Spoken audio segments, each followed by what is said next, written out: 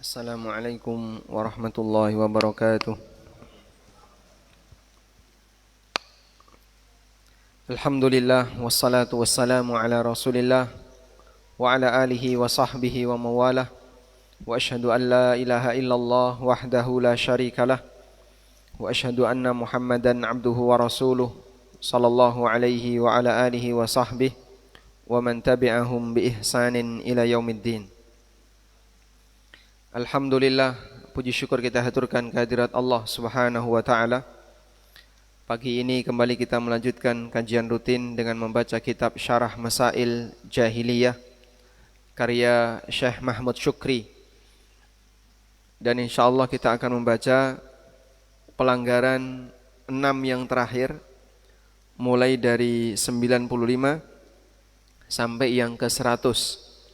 Karena penulis hanya menyebutkan sampai angka 100. Di 95 penulis menyebutkan at-tanaqudu al-wadih. Adanya keyakinan yang saling bertentangan, saling bertabrakan. Sehingga kadang mereka bilang A, tapi di saat yang sama mereka mengatakan B.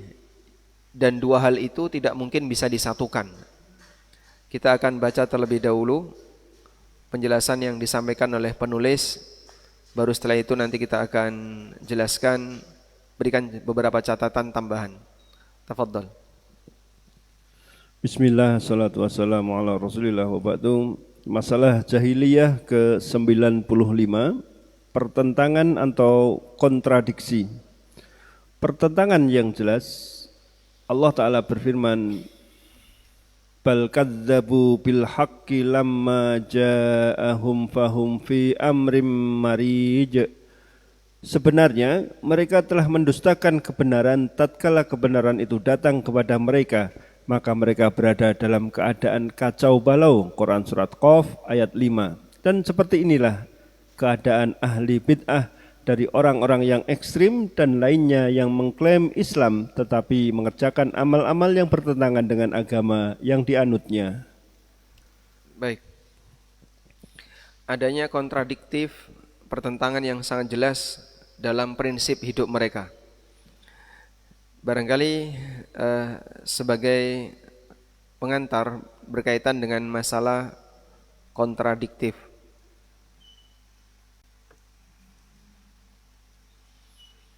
Pertentangan itu ada yang sifatnya prinsip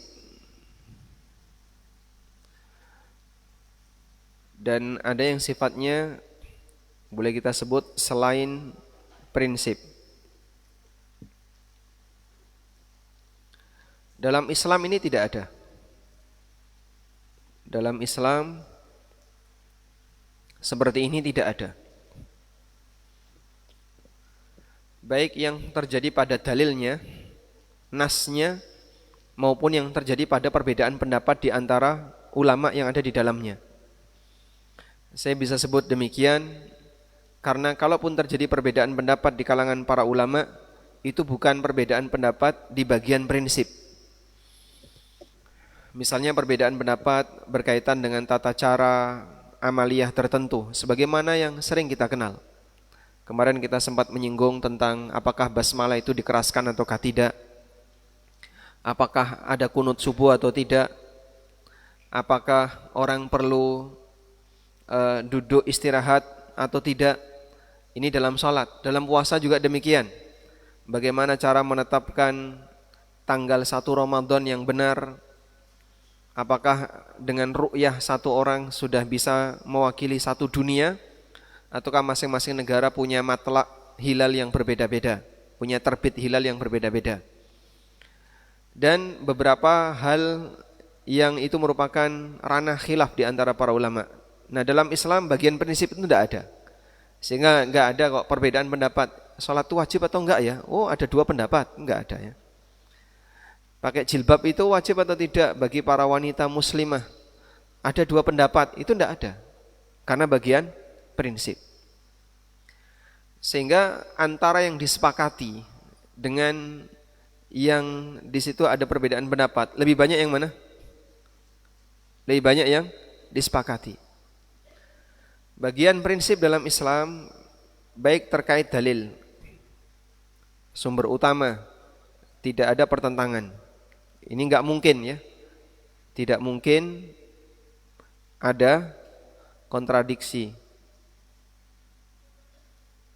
Sehingga antara satu ayat dengan ayat yang lain tidak mungkin ada kontradiksi. Adanya menghapus, nasakh dan mansukh.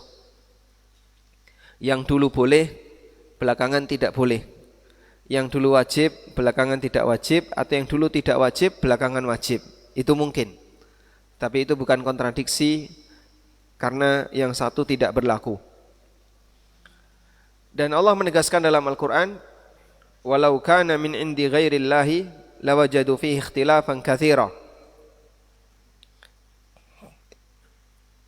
Dalam Al-Quran Allah mengatakan, walau kana min indi ghairillahi lawajadu fihi ikhtilafan katsira. Andaikan Al-Quran itu datang dari selain Allah, tentu mereka akan menjumpai ada banyak pertentangan di dalamnya. Ini ada di surat An-Nisa ayat 82. Yang ini ditegaskan di Al-Quran surat An-Nisa ayat berapa? 82. Afala yatadabbaruna al-Quran walau kana min indi ghairillahi lawajadu fihi ikhtilafan katsira. Sehingga tidak ada pertentangan dalam pertentangan dalil terkait apa yang ada dalam Al-Quran maupun hadis Nabi SAW. Selanjutnya berkaitan dengan perbedaan pendapat ulama.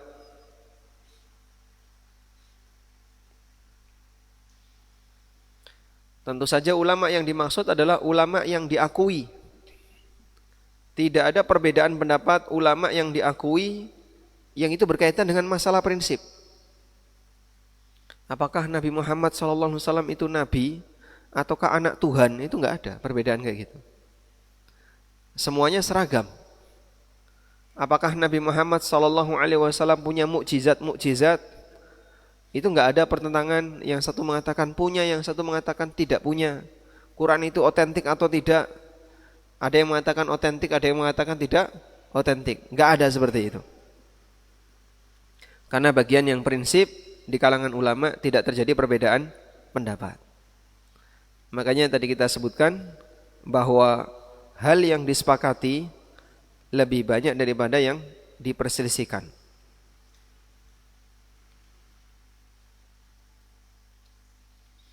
Itu lebih banyak daripada yang diperselisihkan.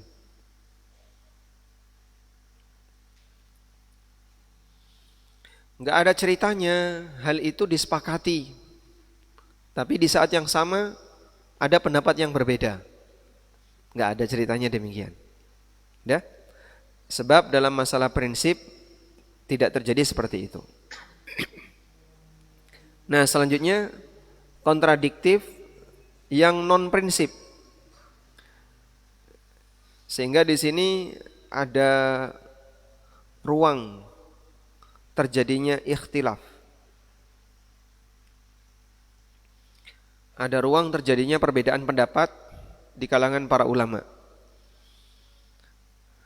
Bagian ini ada enggak dalam Al-Quran? Yang satu bilang A, yang satu bilang B. Tidak ada. Dalam dalil tidak ada. Dalam dalil tidak ada. Yang kedua, ini dalam pemahaman terhadap dalil. Pemahaman terhadap dalil. Nah, kalaupun ada misalnya antara dalil satu dengan dalil yang kedua, kok enggak sinkron, Pak? Nah, itu ada dua kemungkinan. Pertama, yang satu sudah dihapus. Kemungkinan yang kedua, sifatnya kondisional. Jadi yang seperti ini berlaku pada A, yang seperti ini berlaku pada B. Sehingga itulah yang menjadi ranah perselisihan di kalangan ulama. Maka pemahaman terhadap dalil ini yang menimbulkan perbedaan pendapat di kalangan ulama. Dan ini lebih sedikit dibandingkan yang disepakati. Tayyib. Selanjutnya kita beralih kepada akidah kekufuran dan kesyirikan. Kontradiktif itu hanya terjadi pada akidah kekufuran dan kesyirikan, dan itu sampai pada masalah prinsip. Misalnya, mereka mengakui Allah yang menciptakan, Allah yang memberi rizki, tapi di saat yang sama mereka ngapain? Berdoa kepada selain Allah. Loh, yang ngasih Allah, kenapa kamu berdoa kepada selain Allah? Mereka mengakui memuliakan Ka'bah. Ya, mereka kan menganggap dirinya apa? Paling berhak untuk memuliakan Ka'bah. Tapi di saat yang sama apa yang mereka lakukan? Tawaf sambil telanjang. Mereka tidak mau mengakui kebenaran Al-Quran.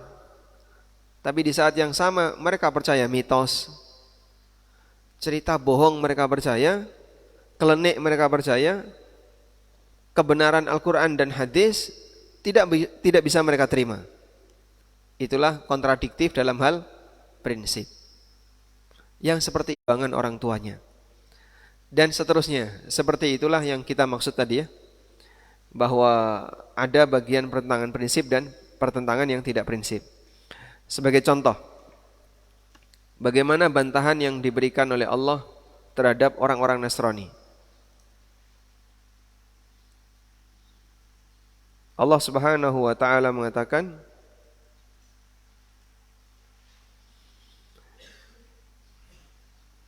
di surat Al-An'am ayat 101, anna yakunu lahu waladun wa lam takun lahu sahibah wa khalaqa kulla syai'in.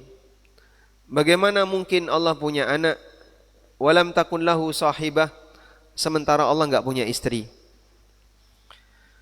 Wa khalaqa kulla syai'in, dan Allah menciptakan segala sesuatu. Nabi Isa yang diklaim sebagai anak Allah itu adalah ciptaan Allah dan bukan anak Allah. Kalau anak kan bukan ciptaan. Kita tidak menciptakan anak kita. Sehingga kalau Nabi Isa itu anak Allah, berarti dia bukan ciptaan Allah. Padahal Allah menegaskan wa khalaqa kulla syai'in. Kontradiktif. Bagaimana mereka bisa meyakini Allah punya anak sementara Allah tidak punya istri? Lalu mereka mengatakan Allah punya istri, terus istrinya siapa? Maryam. Lah kawinnya gimana? Kok bisa tiba-tiba Maryam hamil? Dan seterusnya. Seperti ini pasti akan mengalami kontradiksi. Karena akidah yang sesat itu akan meninggalkan kebingungan. Sehingga di surat yang tadi dibawakan oleh penulis, di surat Qaf ayat yang kelima, bal kadzabu bil haqqi lamma ja'ahum fahum fi amrim marij. Mereka mendustakan kebenaran ketika kebenaran itu datang kepada mereka, dan mereka dalam kekacauan. Akidahnya kacau, prinsip hidupnya kacau karena bertentangan dengan kebenaran. Melebar setelah pembahasan orang-orang yang menyimpang di kalangan di luar Islam, orang-orang non-muslim. Selanjutnya penulis menyinggung pertentangan prinsip di kalangan ahlul bid'ah. Wa hakadha ahlul bid'ah minal ghulati. Demikian pula yang terjadi pada ahlul bid'ah di kalangan orang-orang yang al-ghulat, yang gulu, yang terlalu ekstrim, fanatis terhadap kelompoknya. Wa ghairihim yadda'un al-islam, dan kelompok selain mereka yang mengklaim sebagai muslim. Misalnya kelompok Syiah, pertentangannya banyak sekali, makanya jadinya dagelannya Syiah. Ustaz Firanda punya satu buku, judulnya apa? Dagelan Syiah ya? Atau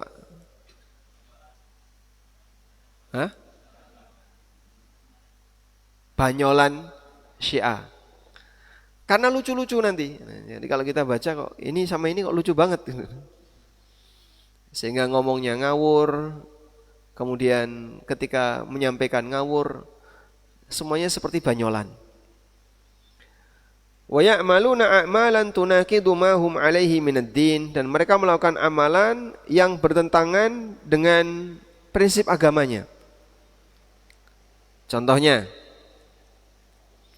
Asy'ariyah itu paling anti kalau mengatakan Allah di atas, dan anti mengatakan Allah punya arah, itu paling anti.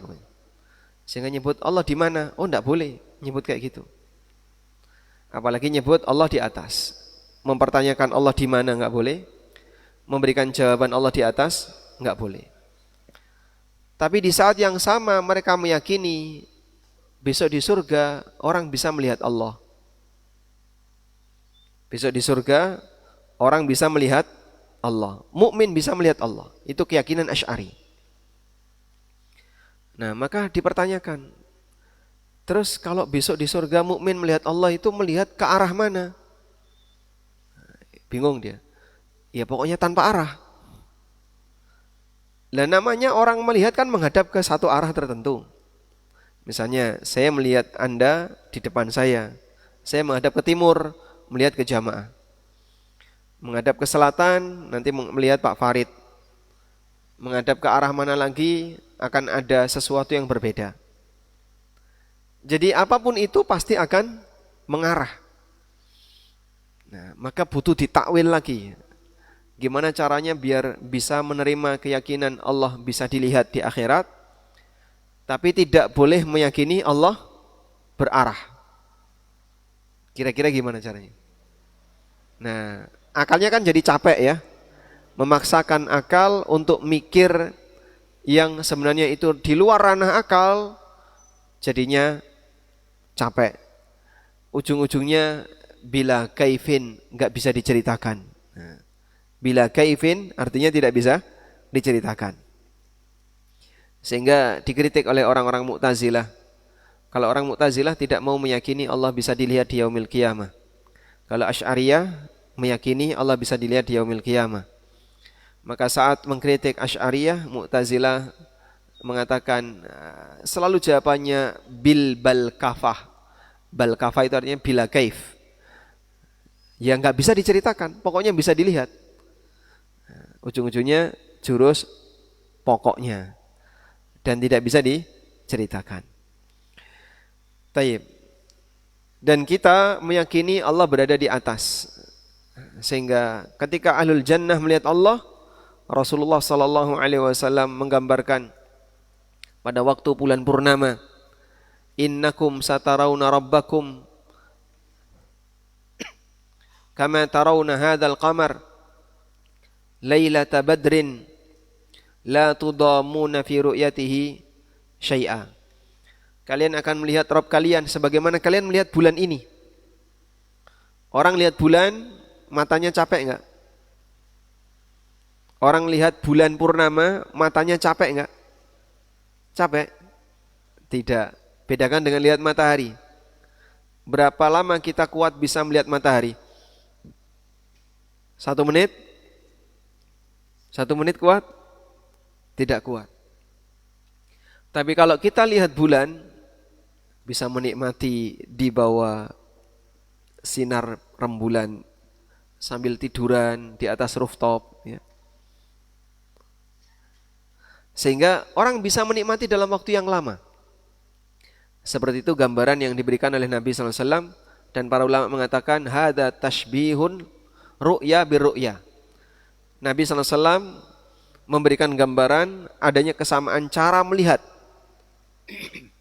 Cara melihat Allah itu sebagaimana cara melihat bulan. Tidak rebutan, tidak desak-desakan, tidak capek, tidak lelah. Orang bisa melihat di tempat manapun dan mereka bisa menikmati indahnya bulan sebagaimana besok ahlul jannah bisa menikmati indahnya melihat wajah Allah Subhanahu wa taala. Allahumma inna nas'aluka ladzatan nazari ila wajhika wasyauqa ila liqa'ika fi ghairi dharra'a mudirratin wala fitnatin mudillah.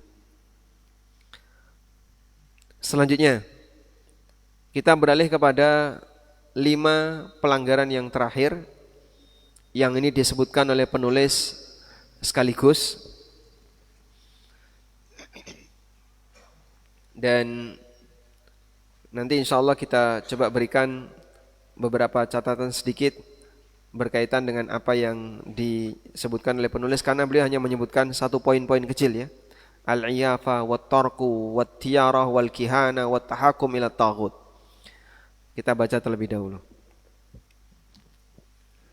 Perdukunan dan perbuatan-perbuatan yang hukumnya sama. Masalah jahiliyah ke-96. Al-iyafah, masalah jahiliyah ke-97 at-tarku, dan masalah jahiliyah ke-98 tiaroh atau rasa sial dan pesimis karena suatu kejadian. Al-iyafah menerbangkan burung. Begitu juga dengan at-tiaroh. Pada masa jahiliyah orang-orang bersikap pesimis hanya karena seekor burung. Apabila mereka melihat burung tersebut terbang ke suatu arah yang mana arah tersebut tidak mereka sukai, maka mereka mengurungkan niat mereka untuk bersafar atau semacamnya dari hal-hal tersebut. Sedangkan Allah Ta'ala telah memerintahkan kita untuk semata-mata bertawakal hanya kepadanya dan melanjutkan suatu amal yang padanya terdapat kemaslahatan bagi insan. Dan apabila terjadi sesuatu masalah padanya dari urusan-urusannya atau ditimpa keraguan pada suatu perkara, maka hendaknya dia melakukan sholat istikharah dan dia berdoa setelahnya agar diberikan petunjuk oleh Allah kepada kebenaran. Syekh Shalih bin Fauzan bin Abdullah Al-Fauzan itu referensi dari Syarah Masail Jahiliyah li Asy-Syaikh Al-Islam Muhammad bin Abdul Wahhab. Nah, jadi bagian ini kan di footnote ya. Dan footnote ini bukan bagian dari keterangan Syekh Mahmud Syukri, dan penerjemah, nampaknya itu penerjemah atau editor, itu di ujungnya editor ya, ed.t itu berarti itu adalah tambahan dari editor. Selanjutnya at-tarq. At-tarqu atau garis, membuat garis di tanah, dan hal ini biasa digunakan oleh para penipu yang mana mereka membuat garis dengan kerikil di pasir dan mereka berkata akan terjadi ini dan itu. Ini merupakan perbuatan jahiliyah karena barang siapa mengklaim mengetahui perkara gaib yang tidak ada satupun yang mengetahuinya selain Allah, maka dia hanyalah berdusta dan mengira. Adapun memang terkadang terjadilah apa yang mereka katakan, maka hal itu termasuk dari bab fitrah dan istidraj sebagai manusia, maka yang wajib ialah menjauhkan diri dari mereka itu. Baik. Itu juga sama ya, tambahannya dari editor. Selanjutnya di bawahnya sudah masih ada lagi nggak? Masalah jahiliyah ke-99 perdukunan, dan masalah jahiliyah ke-100 meminta keputusan hukum kepada Taghut. Dan kami telah mengulas masalah-masalah ini dalam kitab kami Bulughul Arab fil Ahwal al-Arab, sehingga tidak perlu ditambahkan di sini. Dan dalam kitab tersebut kami telah menyebutkan tentang keanehan-keanehan, khurafat-khurafat dan semua kesesatan mereka. Dan semua itu termasuk yang dilakukan oleh orang-orang jahil dari kaum muslimin di masa ini, dan mereka meniru bahwa mereka telah berbuat baik. Dan kebanyakan dari pokok-pokok masalah jahiliyah yang kami sebutkan ini termuat dalam iktida as-sirat al-mustaqim, dan siapa ingin mengkaji secara rinci maka silakan merujuk padanya. Ini adalah akhir dari apa yang ingin kami jelaskan dari masalah-masalah jahiliyah yang ditentang oleh Islam. Segala puji hanya bagi Allah yang Maha memberi segala nikmat, dan salawat serta salam semoga dilimpahkan kepada manusia terbaik dan mercusuar kegelapan, dan juga kepada para keluarga, para sahabat dan orang-orang yang mengikuti beliau dengan baik. Nah, Taib, di poin terakhir penulis menyebutkan beberapa praktek perdukunan dengan aneka ragam perdukunan dan klenik yang dilakukan oleh orang-orang jahiliyah yang kemudian masih dilestarikan oleh kaum muslimin. Yang pertama al-iyafah. Al-iyafah, tulisannya kayak gini ya, pakai ain. Iyafah. Dan yang dimaksud dengan al-iyafah adalah membentak burung. Ada burung mungkin lagi makan atau lagi apa di bawah, terus dibentak dari belakang, digesah dari belakang. Tujuannya untuk menentukan arah hidup dia. Saya apakah lanjut rencana atau tidak lanjut rencana, lihat gimana gerakan burung ini. Kalau burungnya digesah kok terbang ke arah kanan, oh berarti tanda berkah, lanjut. Tapi kalau terbang ke arah kiri, berarti tanda celaka, nggak jadi. Kalau terbang balik, nggak tahu itu ya. Ya mereka punya takwil-takwil sendiri, dibuat-buat sendiri, dirancang-rancang sendiri, diyakini-yakini sendiri. Padahal nggak ada hakikatnya. Dan ini menunjukkan bahwasanya mereka menentukan pilihannya berdasarkan aktivitas binatang. Sampai sekarang ada nggak kayak gitu? Dulu yang gurita untuk meramal itu gurita apa namanya? Sehingga orang mau menentukan ini kira-kira nanti siapa pemenangnya. Oh biarkan gurita ini yang bergerak. Terus ada lagi misalnya praktek yang lain. Oh biarkan ini yang akan bergerak. Jadinya dia menentukan nasibnya berdasarkan aktivitas binatang. Itulah kebodohan orang jahiliyah dan yang sampai sekarang masih dilestarikan oleh masyarakat yang mereka ngaku zaman modern. Baik. Maka siapa yang lebih pintar, dia atau binatangnya? Dia niru binatang enggak? Kira-kira kowe piye? Pernah lihat walang sembah ya? Walang kadung, walang keket. Dia kan ditanya, walang. Dulu anak kecil sering belajar kayak gitu ya.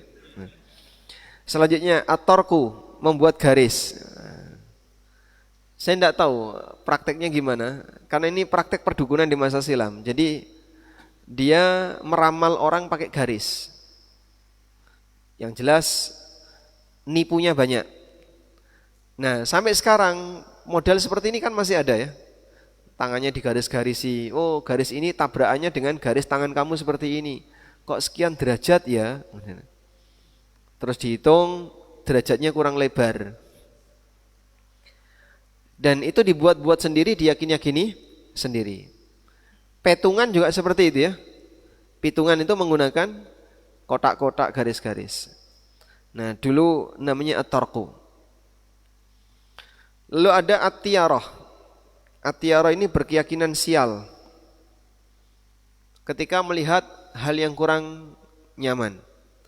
Berkeyakinan sial dengan hari Selasa, berkeyakinan sial dengan bulan Syawal, sehingga mereka enggak mau nikah di bulan Syawal dulu ya. Atau kalau sekarang berkeyakinan sial dengan bulan Syuro, berkeyakinan sial dengan arah tertentu dan seterusnya. Dari sini kita bisa lihat bahwa tradisi klenik jahiliyah itu mengajarkan masyarakat jadi tidak percaya diri.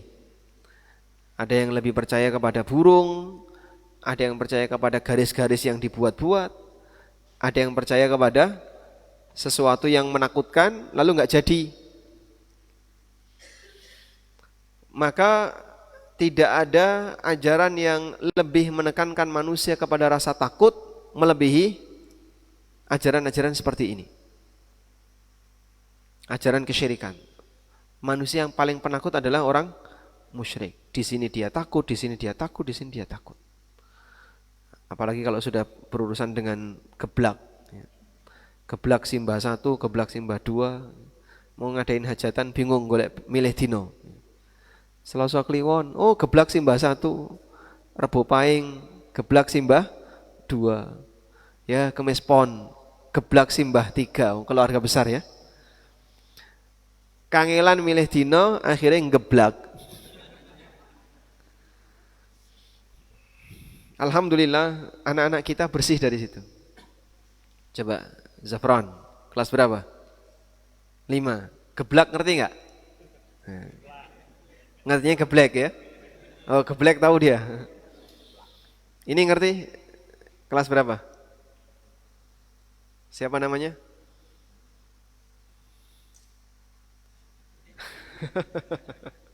Namanya siapa, Mas?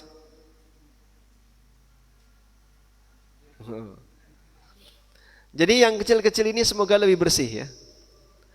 Kita yang dulu sering berinteraksi dengan klinik dan kesyirikan, semoga anak-anak kita lebih bersih.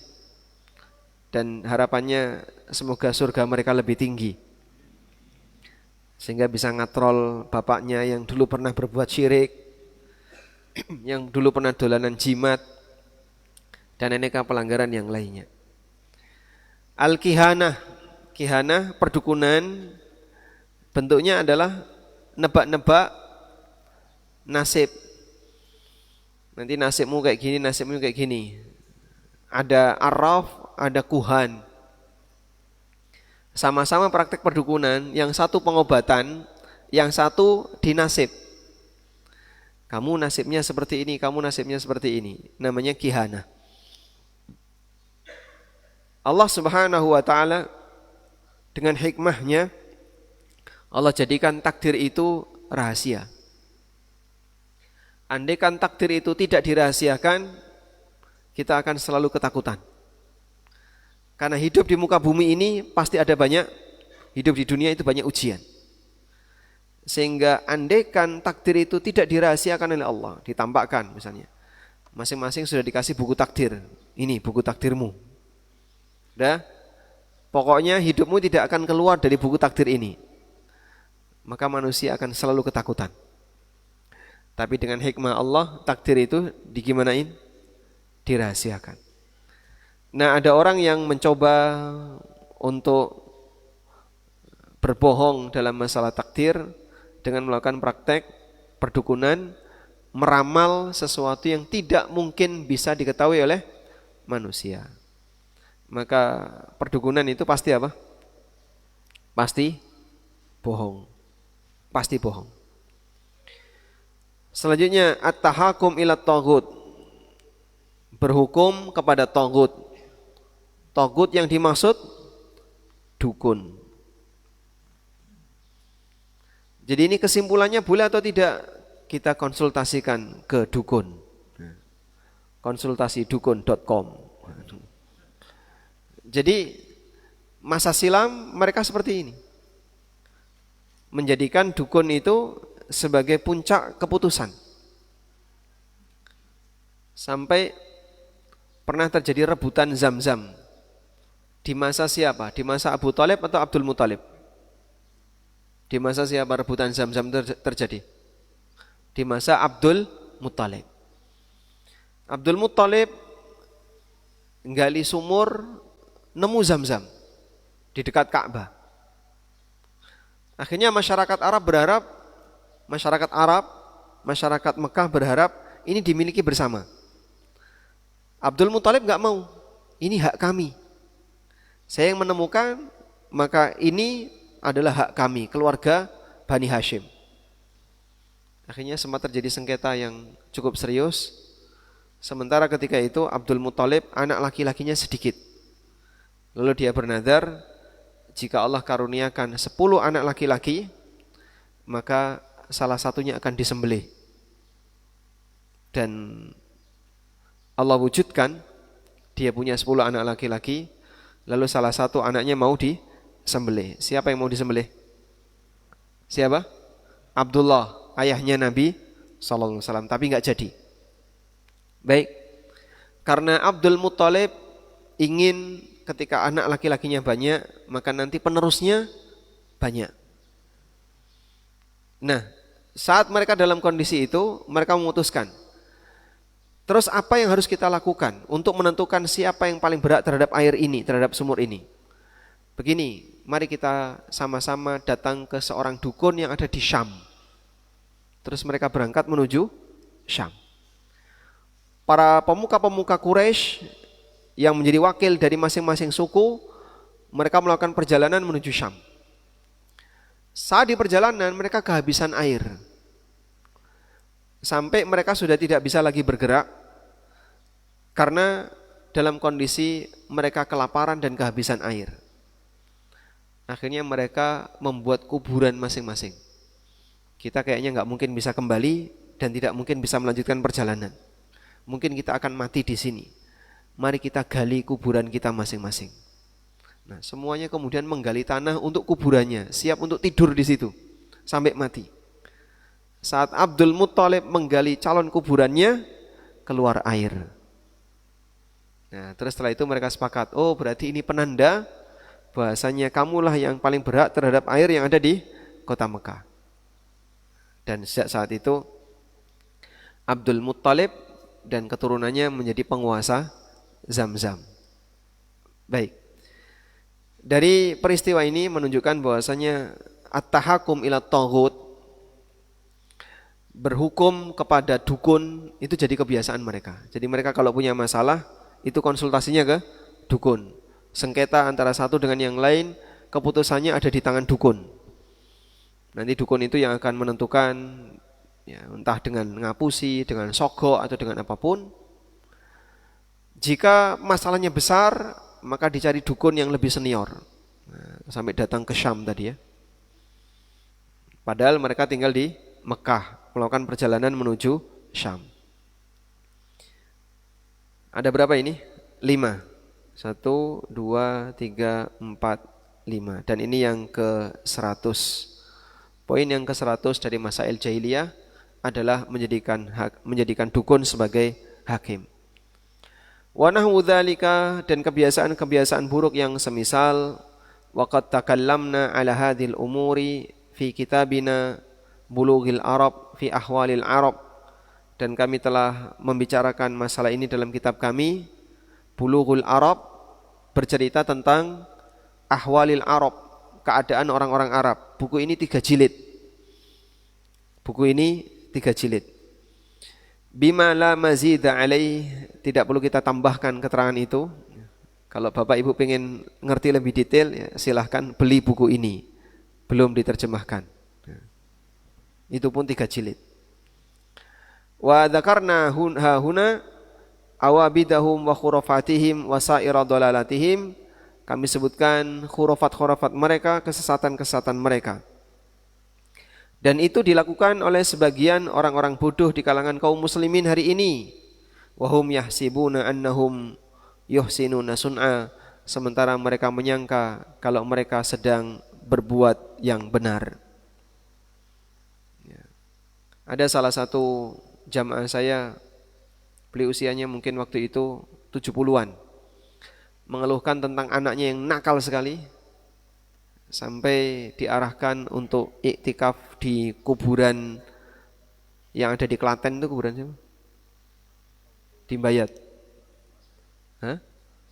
Bukan Sunan. Ronggowarsito. Dan dia betul iktikaf di kuburan Ronggowarsito. Terus dia cerita, saya punya pengalaman iktikaf jadi semedi di kuburan Ronggowarsito untuk minta solusi. Masya Allah. Terus gimana Pak? Ya selama 3 hari 3 malam itu tak enteni mimpi apa itu nggak ada. Ya kangelan toh Pak sampean, tinggal datang ke ustadz tanya itu jadi Pak. Malah datang ke tempat seperti itu. Jadi mereka punya keyakinan masih bisa berinteraksi dengan orang mati dengan cara semedi di tempat kuburan orang mati. Keyakinan semacam ini masih cukup banyak. Wahum yahsabuna annahum yuhsinuna sun'a, dan mereka menyangka mereka sedang berbuat kebaikan. Kemudian dominan dari beberapa masalah jahiliyah yang disinggung disebutkan dalam kitab Iqtida' Siratil Mustaqim. Alhamdulillah kita sudah pernah mengkhatamkan buku ini ya. Wa man arada tafsila falyarji ilaihi, siapa yang ingin mendapatkan rincian bisa merujuk kepada buku Iqtida' Siratil Mustaqim. Siapa penulisnya? Syekhul Islam Ibnu Taimiyah. Wa hadza akhiru ma aradna syarhahu minal masail allati abtalaha al-Islam. Inilah bagian terakhir yang kami ingin jelaskan dari beberapa masalah yang dibatalkan, yang dihilangkan, dibuang dalam Islam. Walhamdulillah waliyil in'am, wassalatu wassalam ala khairil anam wa misbahidz zalam wa ala alihi wa sahbihi wa man tabi'ahum bi ihsanin ila qiyamis saati wa sa'atil qiyam. Walhamdulillah.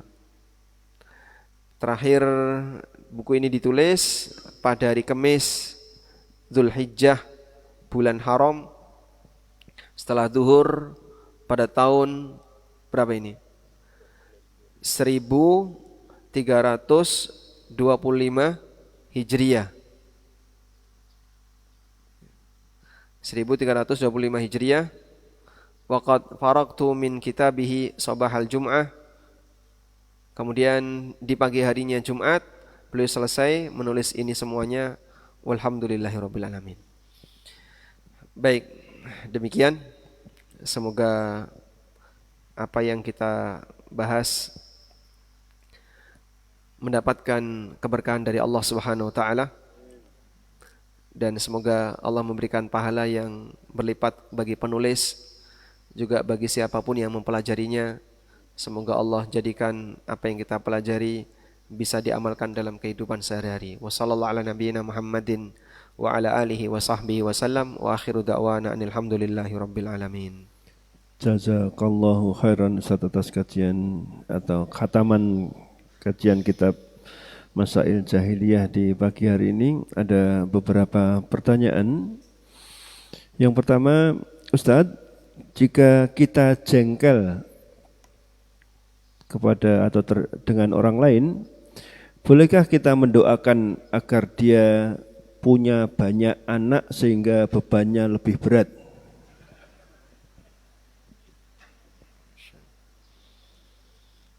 Nampaknya orang tua dulu seperti itu ya. Kalau jengkel sama anaknya, muga-muga anakmu oke. Betul kayak gitu ya. Biar nanti bebannya berat. Tayyib. Pada prinsipnya banyak anak, banyak harta itu kelebihan duniawi. Artinya begini, mana yang menurut Anda lebih istimewa, lebih mulia, banyak harta atau banyak anak? Menurut Anda, menurut Bapak Ibu ya, yang Anda sudah ngaji lama, sudah belajar tentang Islam, mana yang lebih mulia, banyak harta atau banyak anak? Hah? Banyak? Ada yang jawab banyak istri. Keluar jalur nih. Mana yang lebih istimewa? Banyak anak. Kenapa banyak anak? Hah? Bisa mendoakan orang tua. Manfaatnya lebih. Harta juga bisa. Orang wakaf. Sehingga nanti amalnya bertahan lama. Sehingga kalau kita buat ukuran berkaitan dengan masalah banyak anak atau banyak harta, mana yang lebih mulia? Ada yang mengatakan banyak harta lebih mulia, ada yang mengatakan banyak anak lebih mulia. Wa ala kullin, intinya dua-duanya itu kelebihan duniawi yang tidak bisa kita nilai mana yang lebih mulia. Karena itu sahibul jannatain, pemilik dua kebun yang Allah ceritakan di surat Al-Kahfi, pada waktu dia membanggakan dirinya, dia mengatakan gimana? Ana aktsaru minka malan wa walada. Aku lebih banyak hartanya dibandingkan kamu, dan aku lebih banyak anaknya dibandingkan kamu. Karena kebanggaan manusia di dua ini. Banyak harta dan punya banyak keturunan. Tayyib. Oleh karena itu, sebatas banyak harta dan banyak keturunan tidak bisa jadi ukuran mulia dan tidak mulia. Karena itu sama-sama kelebihan duniawi, bukan kelebihan ukhrawi atau kelebihan agama. Kalau kelebihan agama kan lebih bertakwa, lebih soleh, lebih berilmu, itu kelebihan agama. Tapi kalau lebih banyak anaknya, lebih banyak hartanya, itu sifatnya kelebihan duniawi. Nah, berkaitan dengan kelebihan duniawi semacam ini, mau memiliki kelebihan pertama maupun kelebihan yang kedua, dua-duanya tidak bisa dibandingkan. Misalnya, saya minta Anda membandingkan, siapa yang lebih mulia, pejabat atau orang kaya?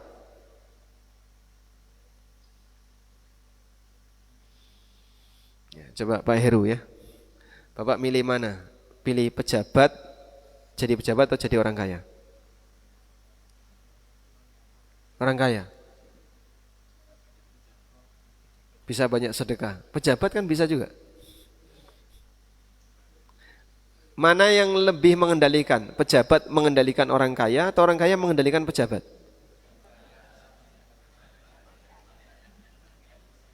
Yang mana, Pak? Bukan sebaliknya. Baik. Sehingga dua ini kalau kita disuruh membandingkan dari kacamata agama, bisa enggak? Enggak bisa. Kenapa? Ya dua-duanya kelebihan duniawi. Artinya yang satu tidak lebih mulia dibandingkan yang kedua, kecuali jika digunakan untuk takwa. Oleh karena itu, kalaupun kita mau mendoakan orang lain punya banyak harta dan punya anak, jangan cuma didoakan itu, tapi ditambahi dengan keberkahan. Sebagaimana doanya Nabi SAW kepada Anas bin Malik radhiyallahu anhu, Allahumma akthir malahu wa waladahu wa barik lahu fihima. Ya Allah, perbanyaklah anak dan hartanya Anas dan berkailah keduanya untuk Anas. Sehingga hartanya Anas itu banyak dan keturunan Anas bin Malik juga banyak. Baik. Sekarang kalau misalnya kita jengkel sama orang lain, kita doakan semoga dia banyak anak, itu boleh atau tidak? Dalam arti, apakah mendoakan banyak anak itu termasuk doa buruk? Apakah mendoakan banyak anak termasuk doa buruk? Wallahu a'lam. Ada sebuah hadis riwayat Bukhari dari sahabat Abu Hurairah radhiyallahu anhu, Nabi SAW pernah mengajarkan, ta'awwadhu billahi min jahdil bala wa tarkis syaqa wa su'il qada wa syamatatil a'da. Mintalah perlindungan kepada Allah dari 4 hal. Salah satunya adalah jahdul bala. Allahumma inni a'udzubika min jahdil bala. Ya Allah, aku berlindung kepadamu dari bala, ujian yang besar. Jahdul bala berarti ujian yang besar. Nah, tafsirnya Ibnu Umar radhiyallahu anhu ketika beliau menjelaskan makna jahdul bala adalah kathratul iyal ma'akillatil mal. Banyak anak tapi miskin. Itu jahdul bala.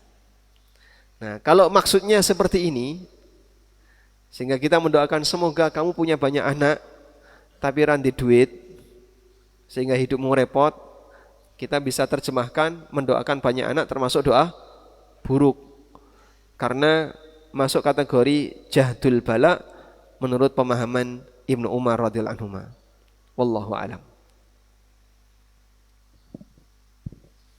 Berikutnya Ustaz, apakah hukum sholawat asghil Allahumma salli ala sayyidina Muhammad wa asghilil zalimin bizzalimin, bolehkah kita membacanya sebelum atau sesudah sholat? Allahumma salli ala sayyidina Muhammad wa ashghilil zalimin bizzalimin wa akhrijna min bainihim salimin. Di situ salawat dan doa. Salawat ashghil, kenapa disebut salawat ashghil? Karena ada lafaz wa ashghilidz zalimin bizzalimin. Di bagian depan kita bersalawat, Allahumma salli ala sayyidina Muhammad. Kalimat salat ini ada yang salah enggak? Tidak ada. Lalu di bagian belakang kita berdoa, wa ashghil, ashghil itu sibukkan. Ashghil artinya sibukkan. Wa ashghilidz zalimin bizzalimin. Sibukkan orang dolim dengan orang dolim yang lain. Artinya kita berdoa kepada Allah, semoga orang dolim ini punya lawan sesama orang dolim. Akhirnya dolim berantem dengan orang dolim. Wa akhrijna min bainihim salimin. Dan keluarkan kami dari perseteruan mereka antara orang dolim tadi, salimin dalam kondisi selamat. Sehingga kita tidak terkena efek samping dari perselisihan itu. Nah, doa seperti ini boleh nggak Pak? Wallahu alam, tidak ada sisi masalah dari doa itu. Ya, meskipun bagian dari sunnatullah bahwa orang zalim akan diberi oleh Allah Subhanahu wa taala musuh di kalangan orang zalim juga. Sebagaimana firman Allah dalam Al-Qur'an, wa kadzalika nuwalli ba'dadh-dhalimina ba'dhan bima kanu yaksibun. Demikianlah kami jadikan orang zalim sebagai atasan, pemimpin bagi orang zalim yang lain, bima kanu yaksibun, disebabkan perbuatan jahat yang mereka lakukan. Ini berbuat zalim, lalu ada kelompok lain yang juga zalim. Terus ini saling mendolimi, rebutan, gontok-gontokan antara satu dengan yang lain. Maka orang zalim disibukkan dengan orang zalim yang lain. Kita selamat keluar dari perseteruan ini dalam kondisi selamat. Walhamdulillah. Secara makna doa ini tidak ada masalah dan insya Allah bisa dibaca sehingga boleh saja kita membaca salawat kemudian diikuti dengan kalimat tadi. Hafal insya Allah. Allahumma salli ala sayyidina Muhammad wa ashghilidh zalimin bidzalimin. Apa perlu dinyanyikan Pak? Tidak perlu. Tapi doa tadi secara makna benar. Wallahu a'lam. Berikutnya Ustadz mohon penjelasan dari surat Al-Fath ayat 10. Di bagian akhir ayat ada kalimat waman aufa bima ahada alaihullaha fasayu'tihi ajran azima. Kenapa hak pada alaihu tidak dikasrohkan tapi didhamahkan sebagaimana yang lainnya?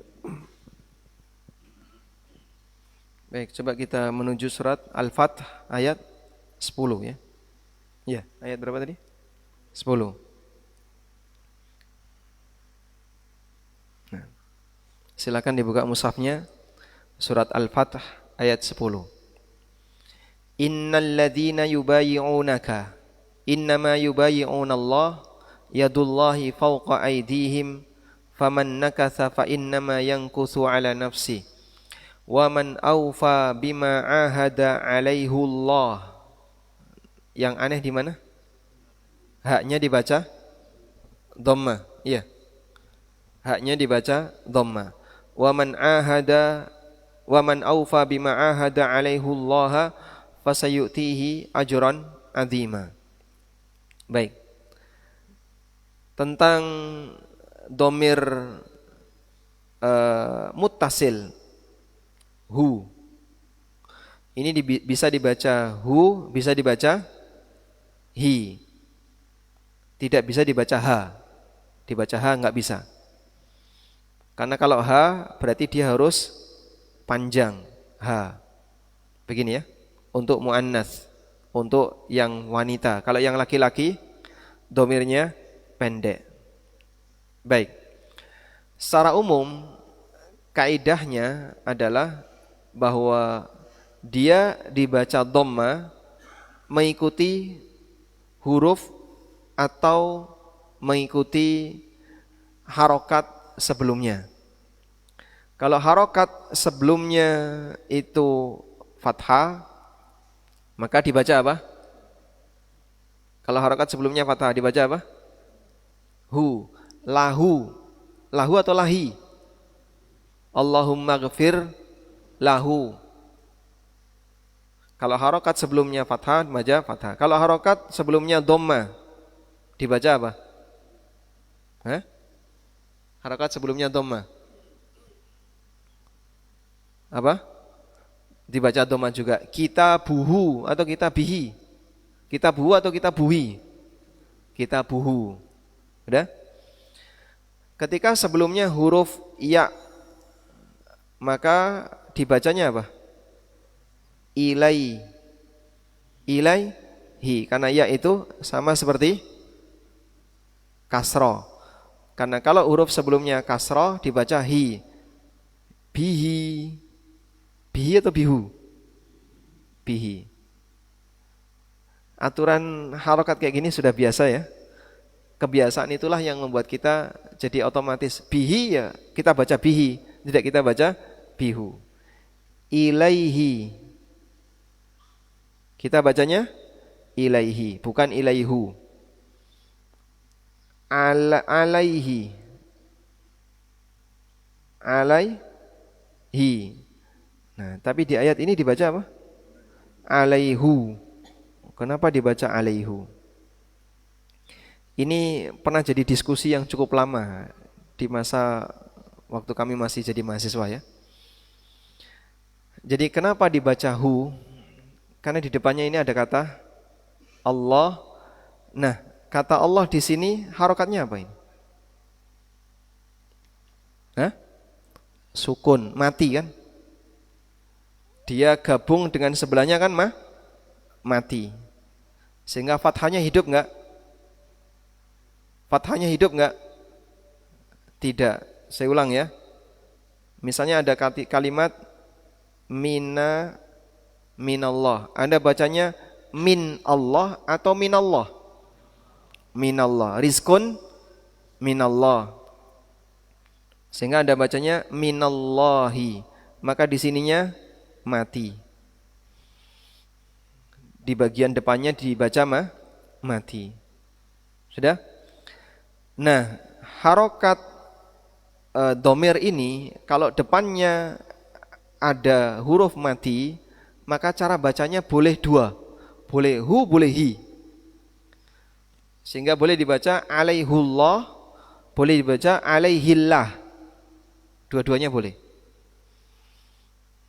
Bisa dipahami? Kalau dia di bagian akhir, misalnya minhu, apa misalnya? Minhu ajrun azim. Minhu ajrun azim. Dia pasti dibaca hu. Walahu ajrun azim. Alaihi wizrun. Alaihi wizrun. Sudah? Tapi kalau di sininya mati, maka boleh dibaca alaihullah, boleh dibaca alaihillah. Dua-duanya boleh. Waman aufa bima ahada alaihillah. Bisa? Atau waman aufa bima ahada alaihullaha. Juga bisa.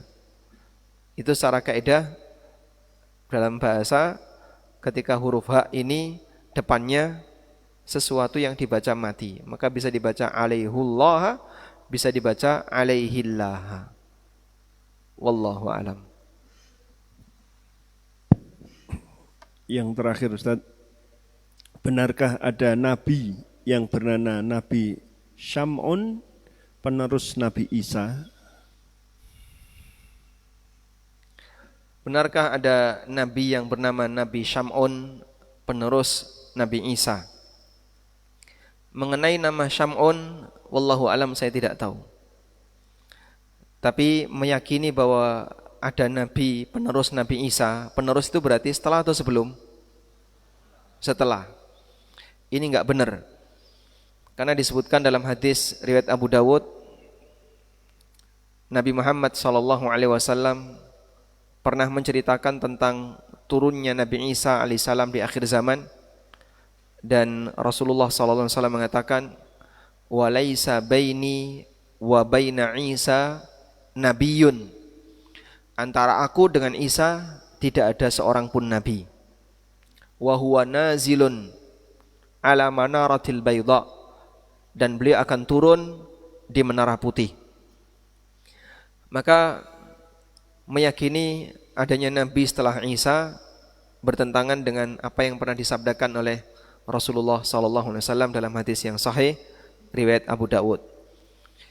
Termasuk juga di surat Yasin Allah menyebutkan tentang 3 nabi yang diutus dalam waktu bersamaan. Kalimatnya gimana?